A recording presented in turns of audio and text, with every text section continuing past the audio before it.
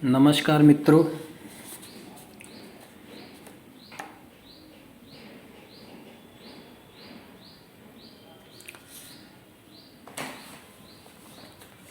आज के वीडियो में हम लोग बात करेंगे पत्नी सुखहीनता योग के बारे में। देखिए, किसी की जन्म पत्री में पत्नी का सुख है, विवाह का सुख है, ये देखने के लिए हमें सप्तम भाव, सप्तमेश, गुरु शुक्र पर पाप प्रभाव देखना होता है। सप्तम भाव, जन्म पत्री का सप्तम भाव ये होता है। इसका स्वामी हुआ, इसके स्वामी को सप्तमेश कहते हैं। सप्तम भाव के जैसे ये वृश्चिक लग्न की जन्म पत्री है तो इसका सप्तमेश हुआ। दूसरे वृष राशि का स्वामी हुआ शुक्र, तो इस जन्म पत्री का सप्तमेश हुआ शुक्र। हमें इस भाव पे, इसके स्वामी पे अर्थात शुक्र पे और गुरु पे, गुरु क्योंकि वैवाहिक सुख का कारक होता है उस पे, और शुक्र क्योंकि भौतिक सुखों का कारक है, इसलिए उस पे भी पाप प्रभाव देखना होता है। पाप प्रभाव में राहु का प्रभाव, शनि का प्रभाव, मंगल का प्रभाव ये देखना होता है। जितना ही अधिक इन भावों पे, इन तीन ग्रहों का प्रभाव पड़ेगा, सप्तम भाव पे, सप्तमेश पे, गुरु पे, शुक्र पे, उतना ही अधिक जन्म पत्री में पत्नी सुखहीनता की समस्या आएगी। ठीक। और हमें यहाँ एक बात का ये ध्यान रखना है कि कोई भी ग्रह अपने भाव को नहीं खराब करता। अर्थात अगर शनि के यहाँ है और वो यहाँ शनि की ही राशि है तो वो नुकसान नहीं करेगा। इसी तरह कोई ग्रह जब अपने भाव को देखता है तब भी वो नुकसान नहीं करता है। ठीक। और अगर कोई ग्रह इस भाव में उच्च का होगा तो वो भी नुकसान नहीं करेगा, चाहे वो शनि और मंगल क्यों ना हो। ठीक। तो इसलिए हमें इस पे इन ग्रहों का प्रभाव देखना है। अब हमें ये समझना होगा कि इन ग्रहों का प्रभाव कैसे देखा जाता है। अगर आपने ये समझ लिया कि किसी भाव पे किन्हीं ग्रहों का प्रभाव कैसे देखा जाता है तो आपकी आधी समस्या सॉल्व हो जाएगी। तो देखिए कैसे देखा जाता है इन सब का प्रभाव। शनि के प्रभाव के लिए यहाँ शनि बैठा हो सकता है, मंगल बैठा हो सकता है, यहाँ मंगल हो सकता है, यहाँ राहु हो सकता है। दूसरा, शनि का प्रभाव, इनका प्रभाव कैसे पड़ेगा? दृष्टि के द्वारा है। यहाँ दृष्टि हो सकती है शनि की, मंगल की, राहु की। ठीक। और भी इन दोनों तीनों ग्रहों का प्रभाव और भी एक तरह पड़ सकता है इस भाव पे कि दोनों ग्रह इधर इधर हों, शनि राहु इधर हों, मंगल इधर हो, या दो ग्रह, एक ग्रह इधर हो, राहु इधर हो, शनि मंगल इधर हो, तब भी इस भाव पे प्रभाव पड़ेगा। ठीक। इस प्रकार से इस भाव पे इन ग्रहों का प्रभाव देखा जाता है। जितना अधिक सप्तम भाव पे, सप्तम भाव के स्वामी पे, गुरु पे, शुक्र पे, राहु मंगल शनि का प्रभाव होगा, उतना ही यह भाव कमज़ोर होगा। जितना ये भाव कमज़ोर होगा उतना ही व्यक्ति के गृहस्थ जीवन में समस्याएं पैदा होंगी। ठीक। देखिए, उसके बाद क्या हमें देखना है? लग्न और लग्नेश को भी पत्नी के सुख के लिए देखा जाता है। क्यों? उसका वजह ये है कि ये सातवां भाव है, तो सातवें भाव से सातवां भाव लग्न हो जाता है। तो हम भावात भावम के सिद्धांत से भी इसे देखते हैं, इसलिए लग्न का भी देखना जरूरी है। लग्न लग्नेश अच्छी स्थिति में होगा, लग्न पे अच्छे ग्रह वो पाप ग्रहों का प्रभाव होगा, लग्नेश पे पाप ग्रहों अर्थात शनि मंगल राहु का प्रभाव होगा, तब भी पत्नी सुखहीनता होगी, उतना ही पत्नी का सुख कम रहेगा। ठीक, उसके साथ गुरु पे भी देखा जाएगा इन तीनों ग्रहों का प्रभाव, चंद्र पे भी देखा जाएगा। चंद्र पे इसलिए देखना जरूरी होता है क्योंकि चंद्र जो होता है आदमी की मानसिकता प्रभावित करता है। चंद्र पे अगर पाप प्रभाव अगर है तो आदमी की मानसिकता हमेशा खराब रहती है और वो समस्याओं को सुलझा नहीं पाता, थोड़ी थोड़ी समस्याओं पे विचलित हो जाता है। ठीक, तो उस पर भी हमें इन ग्रहों का पाप प्रभाव देखना है। और शुक्र पे तो देखना ही है, और ये देखना है कि ये कहीं कमज़ोर ना हो। ठीक, कमज़ोर कैसे होते हैं? लग्नेश का कमज़ोर होने पे, सप्तमेश कमज़ोर होने पे, गुरु कमज़ोर होने पे, चंद्र कमज़ोर होने पे और शुक्र कमज़ोर होने पे पत्नी सुखहीनता आएगी। ठीक, तो उसका कमज़ोर होना कैसे देखा जाता है? उसके लिए सबसे पहला सूत्र है कि ये सब ग्रह अंश में बली होने चाहिए, अर्थात 5 से 25 अंश के बीच में होने चाहिए। दूसरा, ये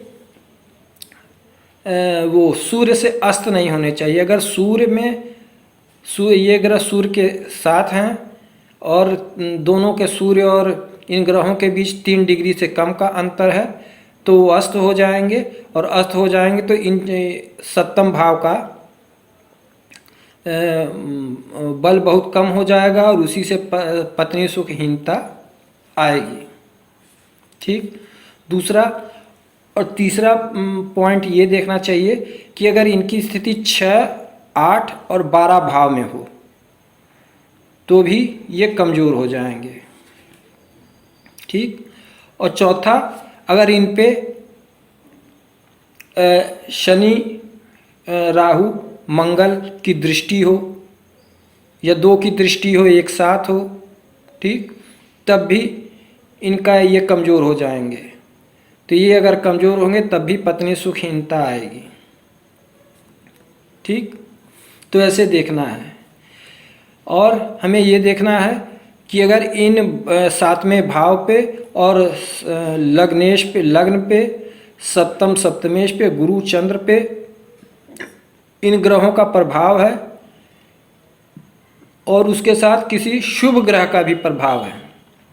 शुभ ग्रह जैसे चंद्र, शुक्र, गुरु, ठीक, तो उनका अगर दृष्टि हो जाएगी या उनके साथ हो जाएंगे तो ये पत्नी सुखहीनता में जो है कमी आ जाएगी, अर्थात जो समस्या होगी उतना अधिक समस्या नहीं होगी। लेकिन अगर इनका प्रभाव ही नहीं है इन सब पे तो समस्या बहुत ही विकट हो जाएगी। ठीक, उसके बाद देखिए, सप्तम भाव पे राहु, सूर्य और शनि का प्रभाव हो, किसी अन्य शुभ ग्रह का प्रभाव नहीं हो। ठीक, तो देखिए इसमें देख लेते हैं 7वें भाव, यह 7वां भाव है, इसमें अगर राहु का, सूर्य का, शनि का प्रभाव हो, प्रभाव में 2 हो सकता है, या तो यहाँ सूर्य हो, राहु हो और ऊपर से शनि की दृष्टि पड़ रही हो, या सूर्य हो, शनि हो, ऊपर से राहु की दृष्टि पड़ रही, मतलब 2 हो और तीसरी की दृष्टि पड़ रही हो, तो यह उस भाव पे तीनों का प्रभाव हो जाएगा। ठीक, तीनों का प्रभाव हो और उसके साथ किसी अन्य शुभ ग्रह का प्रभाव ना हो। अन्य शुभ ग्रह का प्रभाव मतलब बृहस्पति की दृष्टि ना पड़ रही हो, बृहस्पति की दृष्टि ना पड़ रही हो, चंद्र की दृष्टि ना पड़ रही हो, शुक्र की दृष्टि ना पड़ रही हो, या वो यहाँ ना बैठे हो। ठीक, तो ऐसी अवस्था में क्या होता है, वो आदमी अपनी पत्नी का त्याग कर देता है, अर्थात उससे उसकी पत्नी अलग हो जाती है। ये तलाक जैसी नौबत आ जाती है। ठीक, अब देखिए अगला योग हमारा क्या कहता है, सप्तम भाव पे मंगल हो और उस पर शनि की दृष्टि हो। ठीक, इस भाव में अगर मंगल बैठा हो और उस पर शनि की दृष्टि पड़ रही हो, यहाँ ये ध्यान देने की ज़रूरत है कि यहाँ मंगल की राशि नहीं होनी चाहिए और मंगल की उच्च राशि नहीं होनी चाहिए। ठीक, और शनि ऐसा ना हो कि ये यहाँ शनि की राशि हो, तब ऐसी स्थिति में दोनों खराब प्रभाव देंगे। अगर क्या नाम है मंगल की राशि है, शनि की राशि है, तब उतनी अधिक समस्या नहीं रहेगी। इन दोनों की अगर उच्च राशि उच्च राशियाँ हैं तो उतना ज़्यादा समस्या नहीं होगी।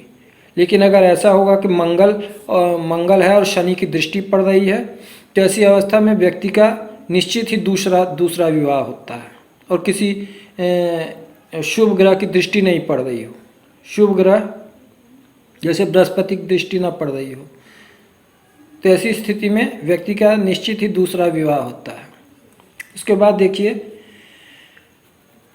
अगला योग हमारा कहता है कि द्वितीय भाव और द्वितीयेश, दूसरा भाव ये है और इसका स्वामी जो हुआ जैसे इस जन्म पत्री में यहाँ 9वीं राशि लिखी है, तो 9वीं राशि हुई धनु, इसका स्वामी हुआ बृहस्पति। ठीक, तो इस जन्म पत्री में दूसरा भाव और बृहस्पति पे ठीक हुआ द्वितीयेश। अगर देखिए दूसरा भाव इसलिए देखना जरूरी होता है कि दूसरा भाव जो होता है 7वें भाव से 8वें पड़ता है। 1 2 3 4 5 6 7 8। तो ये दूसरा भाव जो होता है ये पत्नी की आयु का भाव होता है। ठीक, तो इस भाव पे अगर पाप प्रभाव पड़ेगा तो पत्नी की आयु जो होगी कम होगी। पत्नी की आयु कम होगी, दूसरे भाव पे पाप प्रभाव पड़ेगा और दूसरे भाव के स्वामी पे पाप प्रभाव पड़ेगा, तो पत्नी की आयु कम होगी, अर्थात पत्नी मर जाएगी। ठीक, तो यही हमारा योग कहता है कि दूसरे भाव पे, इस पे और इसके स्वामी पे अगर गुरु और मंगल दोनों की दृष्टि पड़ रही हो, इस भाव पे और इसके स्वामी पे दोनों पे गुरु और मंगल की दृष्टि पड़ रही हो, तो क्या होता है व्यक्ति की पत्नी की मृत्यु हो जाती है और उसका पुनः विवाह होता है। ऐसा क्यों होता है?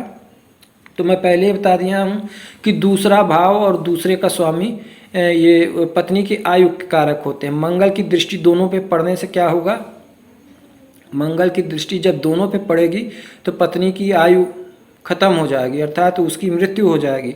लेकिन जब गुरु एक शुभ ग्रह है तो गुरु की दृष्टि पड़ेगी तो उसकी फिर से वो होगा। तो ऐसी अवस्था में आदमी की पत्नी की मृत्यु होती है, उसका फिर से विवाह होता है, क्योंकि गुरु शुभ प्रभाव को बढ़ाता है। मंगल खत्म करेगा तो गुरु फिर से देगा, तो इस तरह उसका शुभ प्रभाव का असर पड़ता है। ठीक, तो इसलिए मैं आपको ये देखना है सप्तम भाव, सप्तमेश, लग्नेश, दूसरा भाव